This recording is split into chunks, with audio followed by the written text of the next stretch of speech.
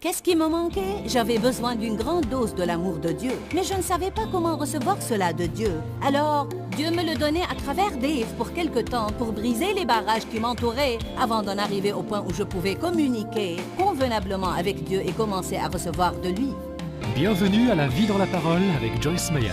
La Vie dans la Parole est un ministère d'entraide basé sur un enseignement solide et pratique pour une application de la parole de Dieu. Votre réponse est dans la parole de Dieu. Et laissez-moi vous dire, le Seigneur est capable de vous guérir là où vous souffrez. La Vie dans la Parole est un ministère international qui atteint le monde par le cœur de Dieu. Et voici aujourd'hui pour vous l'occasion d'expérimenter la vie dans la parole avec Joyce Meyer.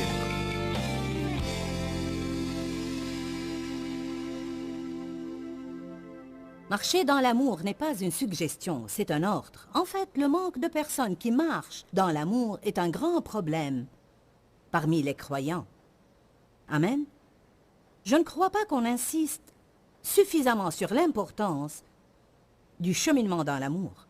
Éphésiens 5, 2 ou Éphésiens 5, 1 et 2 dit « Imitez Dieu, devenez les imitateurs de Dieu. Agissez comme des enfants bien-aimés et marchez dans l'amour. » J'ai dit au début que le cheminement est formé de plusieurs pas et tout pas que je fais dans mon cheminement nécessite de prendre une décision.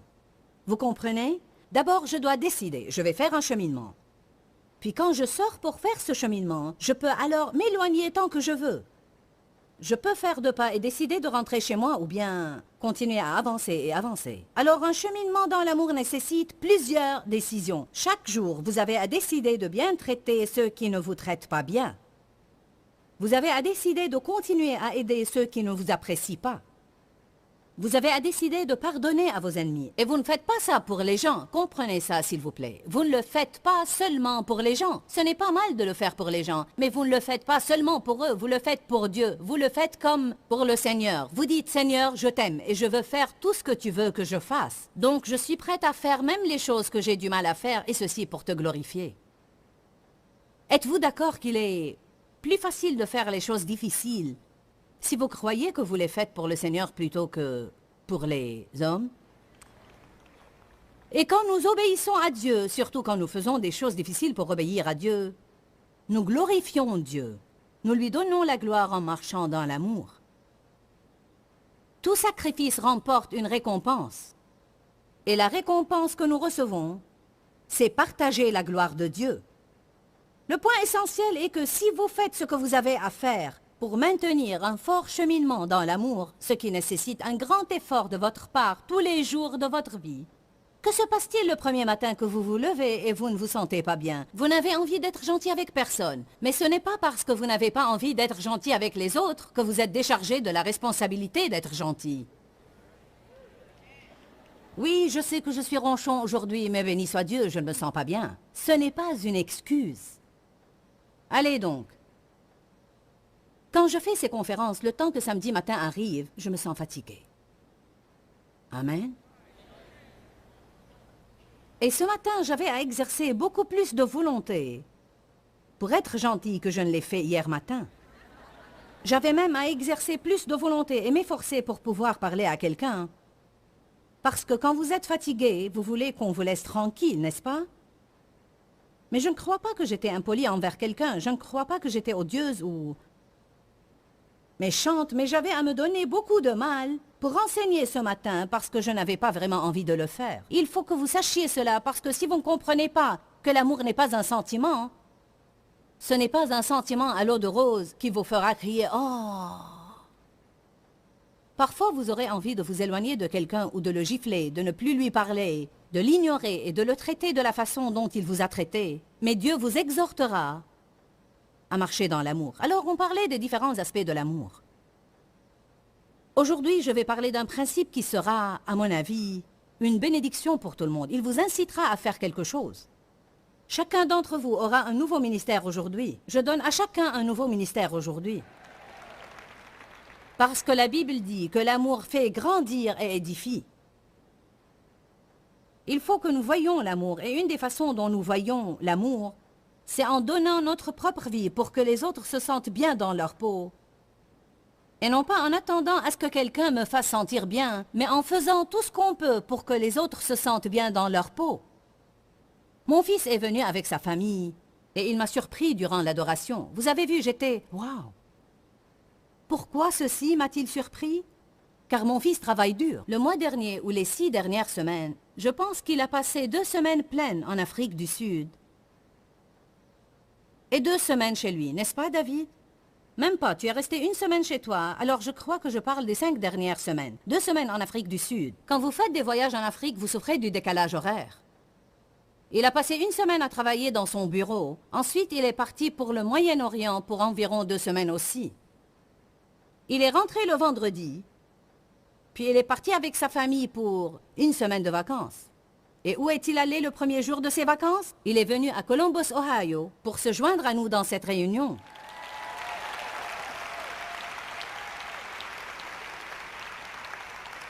Qu'est-ce que cela nous a fait? Cela nous a édifiés, cela nous a fait grandir. Ceci en dit plus que les mots pourraient dire, car si souvent les mots expriment peu, nous devons les utiliser pour exprimer notre amour. Et je ne dévalorise pas les mots, car les mots sincères sont importants.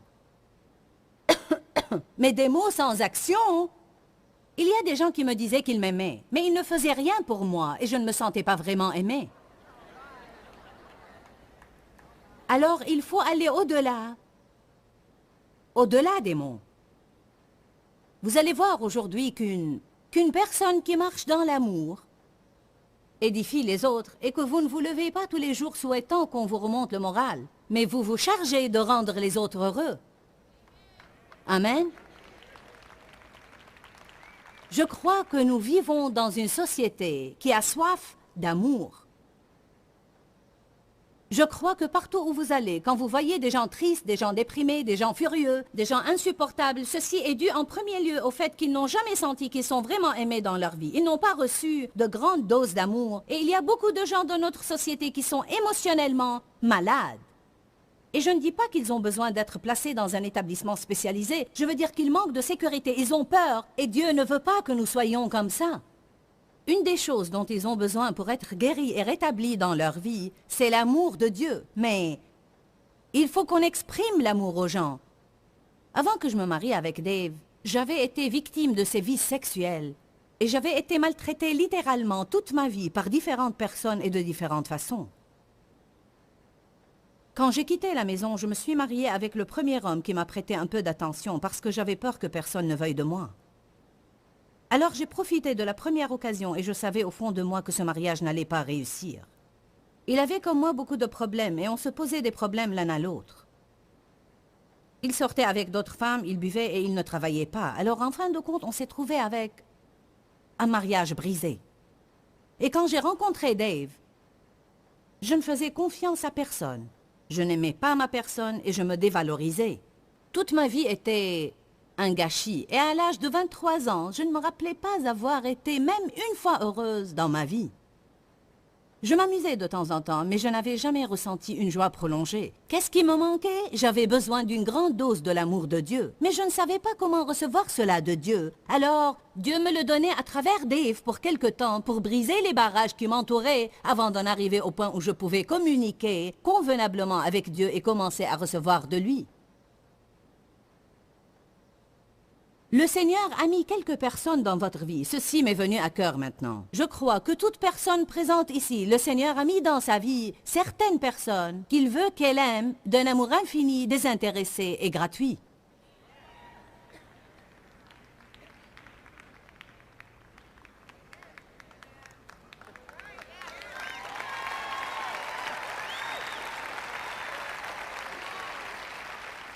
Mais je veux quelqu'un qui m'aimerait à moi.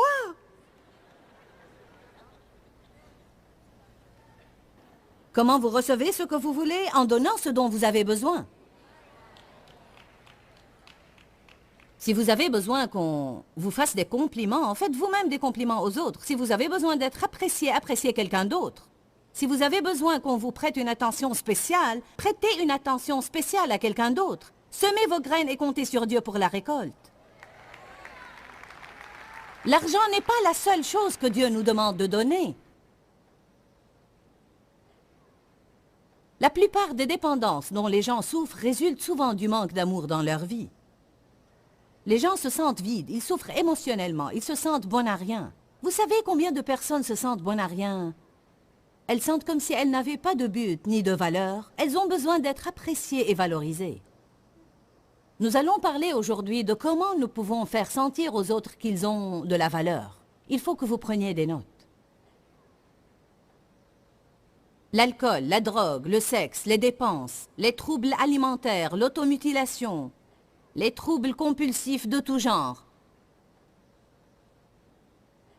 La plupart de ces choses-là sont dues au fait que les gens manquent d'amour. Ils sentent qu'ils sont sans valeur, ils sentent qu'ils sont bons à rien, ils n'ont pas de but dans la vie. Alors, ils souffrent tellement qu'ils ont recours à autre chose pour être soulagés. Peut-être que c'est le cas de certains d'entre vous ici, et ceci pourrait être une révélation pour vous. Et vous dites, je ne savais pas quel était mon problème.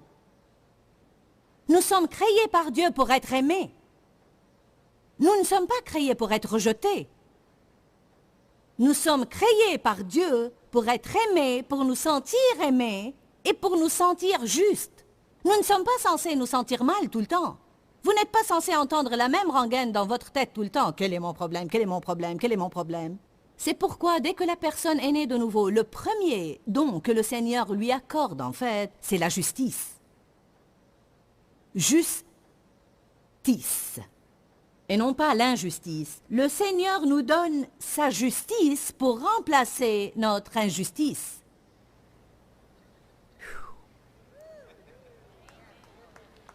Celui qui n'a point connu le péché est devenu péché afin que nous devenions en lui justice de Dieu.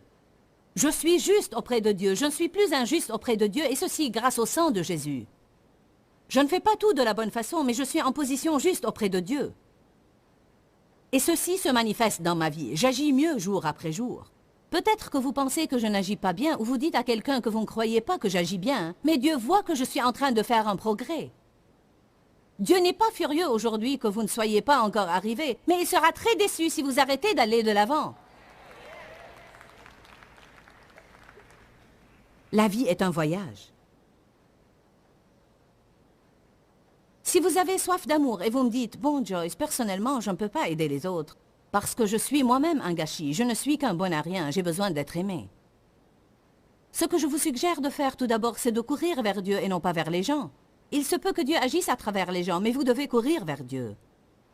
Parce que ce que nous faisons et qui exerce plus de pression sur des relations déjà tendues, c'est que nous exigeons que les autres nous fassent sentir bien dans notre peau.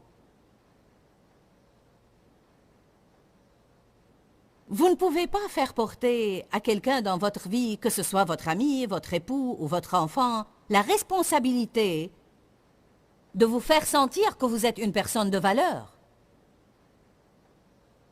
Je suis en colère car tu ne me fais pas sentir bien dans ma peau. Oui, ils doivent faire un effort pour vous faire sentir bien dans votre peau, mais peut-être que Dieu ne les incitera jamais à faire cela, car vous n'avez jamais couru vers lui pour vous aider. Peut-être que vous demandiez cela des gens, et vous avez mis Dieu à l'écart.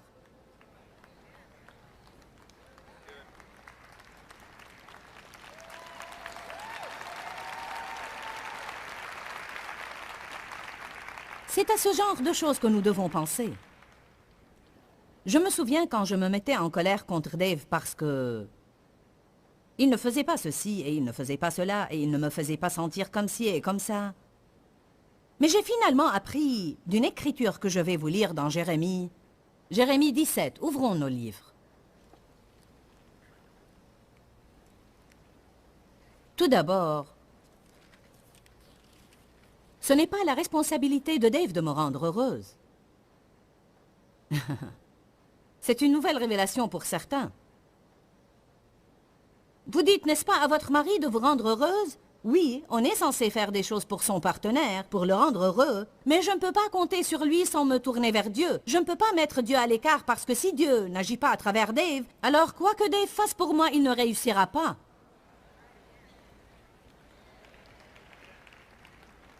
Vous avez à penser à cela, n'est-ce pas?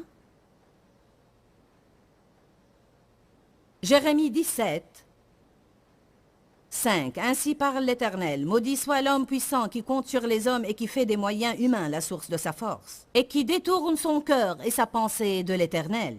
Alors il dit, vous ne comptez pas sur Dieu, vous ne lui demandez pas de vous aider, vous courez vers les gens et vous vous attendez à ce qu'il fasse pour vous ce que Dieu seul peut faire. Et là aussi, je ne veux pas dire que Dieu fait cela avec toute souveraineté et n'agit pas à travers les gens. En fait, Dieu agit si souvent à travers les gens. Mais nous devons laisser Dieu décider à travers qui il veut agir. Je peux vous dire, si vous êtes marié avec quelqu'un qui ne vous parle pas correctement et ne vous fait pas sentir bien dans votre peau, mais vous croyez vraiment que Dieu vous a dit de tenir bon et de continuer à l'aimer, il se peut que Dieu n'agisse pas à travers lui car son cœur n'est pas ouvert, mais si vous faites confiance à Dieu, il trouvera quelqu'un à travers qui il agira. Dieu trouvera quelqu'un à travers qui il agira, quelqu'un qui vous fera sentir bien dans votre peau, et le Seigneur lui-même vous gardera fort et puissant pour que vous puissiez accomplir la tâche qu'il vous a confiée. Je n'ai pas encouragé Dave au début de notre mariage. Je ne lui ai pas donné des raisons de continuer à être gentil avec moi. Je ne vous promets pas que vous allez vivre avec quelqu'un qui vous donnera des raisons d'être gentil avec lui. Mais je vous dis, Dieu veut se servir de vous. Nous devons agir et non seulement prêcher. Ne matraquez pas votre famille avec votre Bible si vous n'allez pas marcher dans l'amour. Jérémie 17,6. Il est comme un misérable ou comme un buisson dans le désert. Et il ne verra pas arriver le bonheur. Il ne verra pas arriver le bonheur. Vous voyez cela? Il ne verra pas arriver le bonheur. Il ne verra pas de bons résultats s'il se tourne vers les hommes. Il habite les lieux brûlés du désert, une terre salée et sans habitants. Béni soit l'homme qui se confie dans l'Éternel et dont l'Éternel est l'espérance. Il est comme un arbre planté près des eaux et qui étend ses racines vers le courant. Il n'aperçoit point la chaleur quand elle vient et son feuillage reste vert. Dans l'année de la sécheresse, il n'a point de crainte. Et il ne cesse de porter du fruit.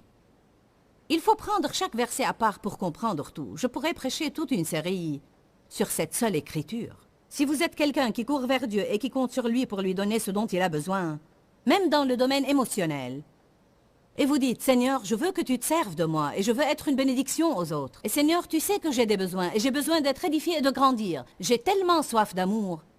Et alors que j'aide les autres autour de moi, je vais compter sur toi pour m'aider. Je voudrais que tu agisses à travers telle personne, mais si tu ne veux pas le faire, j'accepterai tout ce que tu me donneras, mais je compte sur toi pour me donner ce dont j'ai besoin. Amen. Puis la Bible dit que vous serez forts dans le Seigneur.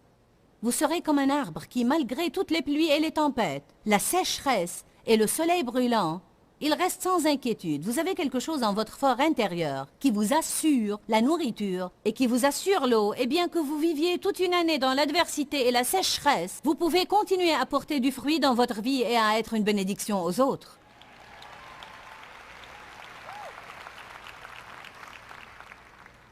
Alors que vous comptez sur Dieu pour subvenir à vos besoins, semez vos graines.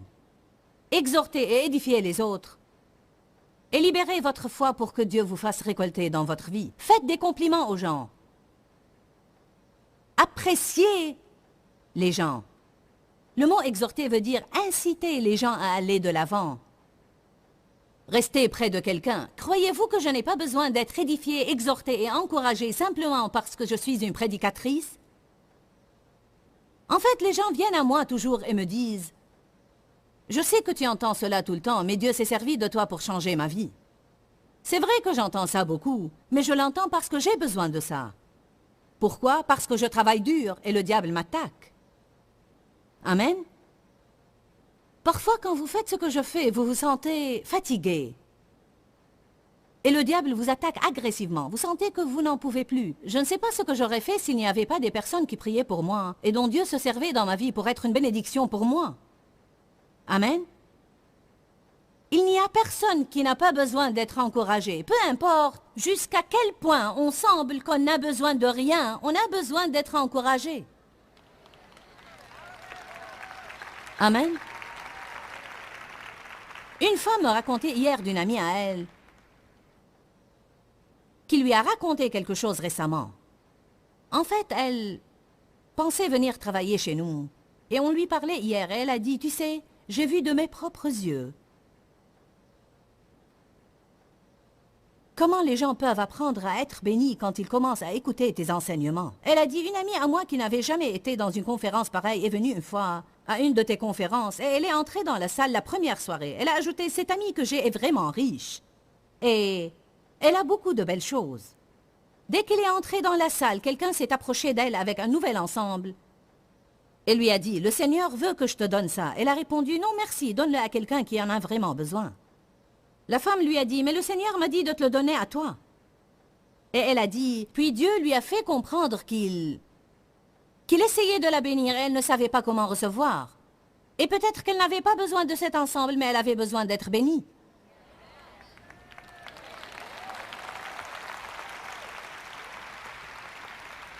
Une des erreurs que nous commettons, c'est que nous regardons les gens et nous décidons ce dont ils ont besoin selon leurs apparences. Tu n'as pas l'air d'avoir besoin de quelque chose, mais ça ne veut pas dire que tu n'as besoin de rien. Ne regardez pas aux apparences, allez au-delà de ça et écoutez ce que Dieu dit. Allez. Combien d'entre vous, peu importe ce qu'ils ont toujours besoin de quelque chose? Vous avez besoin d'être béni. Qui a besoin d'être béni? Amen. J'ai des amis à qui je dis, ça fait longtemps que je n'ai pas reçu de vos nouvelles. Ils me disent tout le temps, nous ne voulons pas te déranger. Nous ne voulons pas te déranger. Nous savons que tu es occupé, nous ne voulons pas te déranger. Mais je dis parfois, dérangez-moi. Certainement, je ne veux pas que tout le monde me téléphone. Mais nous aussi, prédicateurs, avons des amis comme tout le monde. Mais parfois, ils sentent que parce que nous sommes occupés, il ne faut jamais nous inviter à faire quelque chose. Mais je disais, même si j'ai à dire non, ceci ne veut pas dire que je n'aime pas ça. Amen. En fait, tout le monde a des besoins. Les gens occupés ont des besoins. Les gens riches ont des besoins. Les gens sains ont des besoins. Tout le monde a des besoins. Parfois nous pensons, j'ai besoin de ceci et de cela. Laissez-moi vous dire quelque chose. Vous êtes entouré de millions de personnes qui sont dans le besoin. Et une des façons de subvenir à vos besoins, c'est d'arrêter de penser à vos propres besoins et d'aider les autres. Permettez à Dieu de se servir de vous tous les jours et vous serez tellement heureux que vous ne saurez plus que faire. La raison pour laquelle nous sommes malheureux, c'est que nous nous concentrons sur nous-mêmes tout le temps. C'est l'égoïsme qui nous rend malheureux et nous empêche de marcher dans l'amour.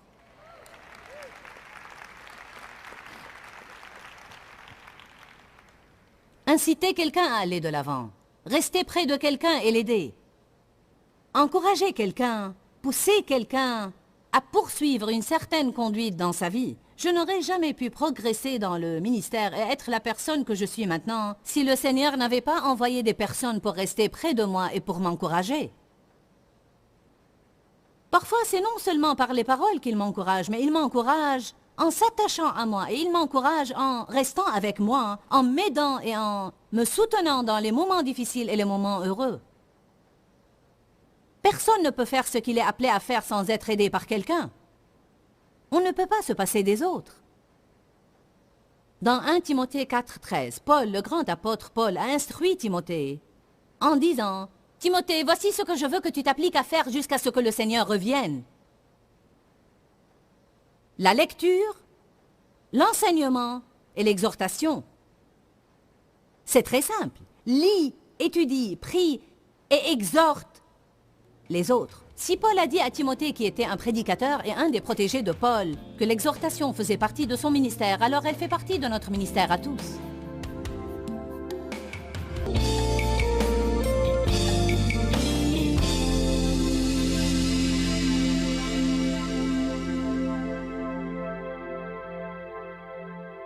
L'amour édifie, l'amour ne décourage pas les gens. Pas tout le monde a le don d'exhortation dans sa nature. Et pas tout le monde a le don d'édifier les gens tout le temps. Mais nous pouvons apprendre à faire cela. De nature, je ne tends pas à exhorter, mais à travers les années, j'ai appris combien les relations pourraient se consolider si seulement on essayait de dire aux autres des choses qui feront qu'ils se sentent bien dans leur peau. Je partageais avec vous que je sentais que Dieu m'a confié une nouvelle tâche qui est celle d'aider les gens à apprendre à jouir de leur vie. Et je crois qu'une des façons qui nous aide à vraiment jouir de notre vie de plus en plus, et de faire que les autres se sentent mieux dans leur peau. Vous dites, Joyce, comment cela pourrait-il m'aider si je fais que les autres se sentent mieux dans leur peau? Parce que tout ce que vous semez dans la vie de quelqu'un d'autre, Dieu vous le fera récolter d'une façon surnaturelle dans votre vie. Je crois que nous devons semer en faisant que les autres se sentent bien dans leur peau, et une joie ineffable et glorieuse sera libérée dans notre vie. Je veux que vous vous rappeliez qu'il y a la vie dans la parole de Dieu, que Dieu vous aime et qu'il a un merveilleux plan pour votre vie et il veut que vous jouissiez de chaque jour de votre vie. Pourquoi Seigneur, pourquoi? Dans ce livret, Joyce Meyer nous enseigne à travers la parole comment être délivré de la confusion. Pour obtenir ce livret gratuitement, écrivez-nous à Joyce Meyer, boîte postale 40095-6300 Larnaca, Chypre. Ou bien visitez notre site web www.joycemeyer.org/fr.